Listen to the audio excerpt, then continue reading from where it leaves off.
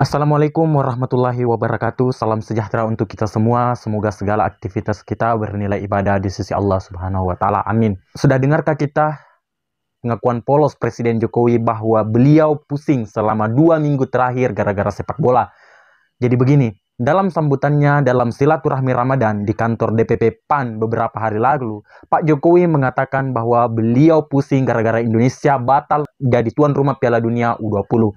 Padahal dari tahap mengajukan diri untuk menjadi tuan rumah hingga akhirnya terpilih dan sampai akhirnya beberapa bulan acara diadakan, prosesnya panjang dan tidak mudah. Kemudian tiba-tiba acara dibatalkan FIFA karena situasi terkini dianggap kurang kondusif. Untuk lebih lengkapnya kita simak video berikut ini. Urusan bola ini memang pusing saya 2 minggu ini gara-gara bola. Pusing betul. Karena apapun itu sudah sulitnya, sangat sulit sekali untuk bisa menjadi tuan rumah itu. Yang mengajukan, bukan 1, 2, 3, puluhan negara mengajukan.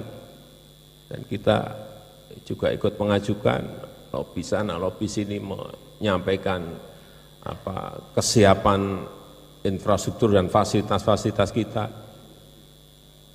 Akhirnya terakhir 3 negara dan kita dipilih. Kita menyiapkan 3 tahun. Lapangannya dicek, perbaiki, dicek lagi, diperbaiki, dicek lagi. Tidak semudah itu. Dan saat kita menandatangani garansi country house garanti, di situ sudah tercantum semuanya apa-apa yang harus kita komitmenkan dan kita tanda tangan. Ada setidaknya 3 hal yang bisa kita tangkap dari video tersebut.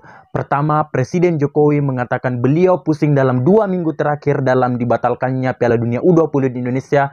Kedua, Presiden Jokowi mengatakan untuk terpilih menjadi tuan rumah Piala Dunia U20, Indonesia harus menghadapi proses dan persaingan ketat dari negara-negara lain yang juga ingin menjadi tuan rumah Piala Dunia U20. Ketiga, persiapan tuan rumah Indonesia dalam menyambut pergelaran Piala Dunia ini juga tidak main-main. Tambahan sedikit, Menteri Pariwisata dan Ekonomi Kreatif RI, Pak Sandiaga Uno, mengestimasi kerugian pariwisata nasional akibat dibatalkannya salah satu event olahraga di dunia ini adalah senilai 3,7 triliun rupiah. Tapi bukan hitung-hitungan kerugian tadi yang membuat saya tertarik untuk membahas hal tersebut, melainkan santernya anggapan bahwa Presiden Jokowi telah dipermalukan oleh partainya sendiri akibat dari pembatalan Piala Dunia U20 ini. Ya, kita bisa percaya, bisa juga tidak. Tetapi yang jelas diyakini bahwa pembatalan diselenggarakannya Piala Dunia U20 oleh FIFA dikarenakan penolakan beberapa kepala daerah provinsi tuan rumah, terutama yang berasal dari PDIP, akan kehadiran timnas Israel di daerah mereka.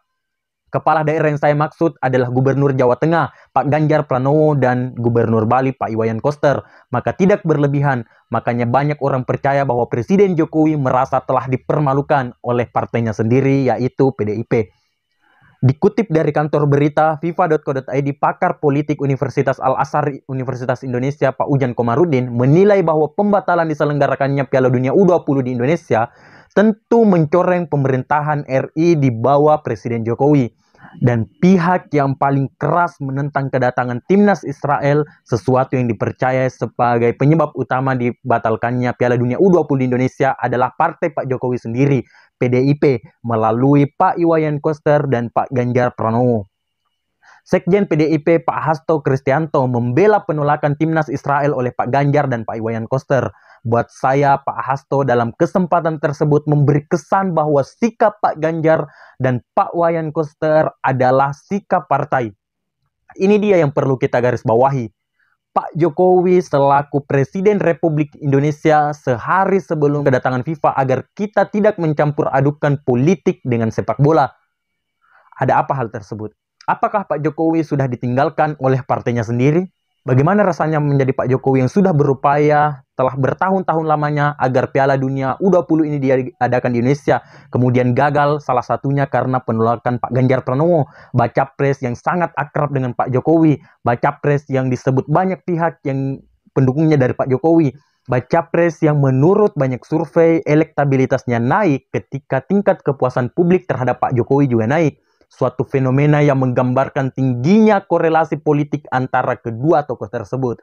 Singkatnya, Pak Ganjar selama ini didukung oleh para pendukung Pak Jokowi kebanyakan. Dia dianggap sebagai penerus tongkat estafet kepemimpinan dari Presiden Jokowi.